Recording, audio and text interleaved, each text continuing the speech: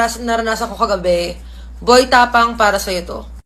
So, ayun, parang ilang months na kami ni Boy Tapang na magkausap. As in, ang dami pa namin pinuntahan. Pumunta kaming Cebu, Boracay. Saan kasi yung isa, te? Yung pinuntahan namin ni Boy Tapang. Palawan. Nagpalawan kami kailan yun?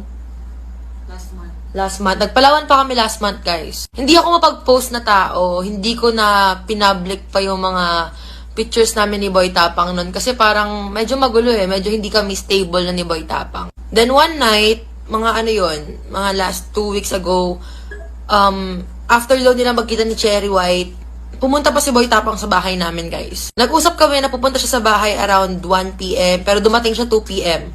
So, nakaabang yung parents ko. Sabi ko, pupunta na dito si Boy Tapang. Mag-uusap-usap na kung paano yung setup. Kasi nakikita naman na family ko na masaya kami ni Boy Tapang. As in, kulang na lang anak sa amin nun. Ganun kami gagaling nagtago. As in, hindi namin pinpublic, hindi namin pinost. Kasi nga low-key. Ganun yung ginawa namin ni Boy Tapang. Nag-usap pa sila ng pamilya ko na ayusin namin yung relationship. Trabaho lang nila yung vlog, ganun. Tapos early this week, nag-club pa kami ni Boy Tapang kasama yung mga friends namin daw. Tapos, ayun, biglang, ang saya-saya lang namin. Napansin ko, usap niya si Cherry White. Sabi ko, akala ko bang vlog lang? Bakit parang nag-uusap kayo every minute, every ano? Sabi naman sa akin ni Boy Tapang, wala lang. Kasi parang, ano lang eh, friends sila, ganun. Trabaho lang. Tapos nag-walk out ako sa club. Nasa club kami nun eh. Tapos nag-walk out ako kasi nga nasa Manila siya, di ba? Nag-walk out ako, sunundan ako ni Boy Tapang. Sabi ko, ayoko na ng setup na ganito. Let's end this.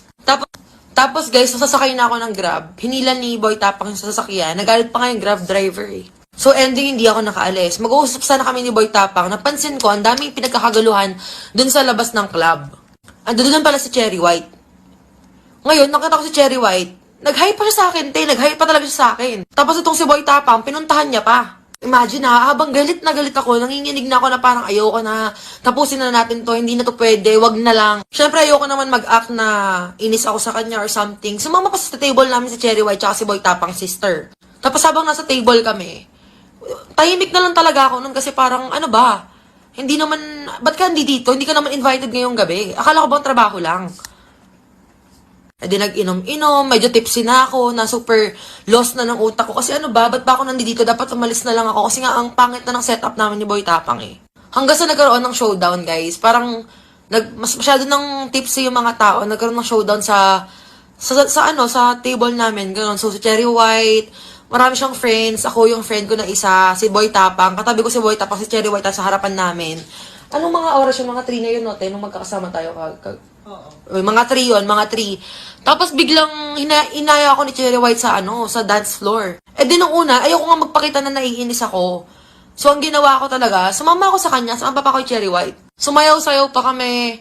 Hanggang sa bigla na lang niya ako binuhusan ng Red Horse. Sabi ko, anong problema mo? Ba't ganyan ka? Tapos ngayon pala, bigla na sinabi sa akin na, bigyan ko ng distansya yung sarili ko. Like, wow. Ilang months na kami ni Boy Tapang. Legal kami both sides.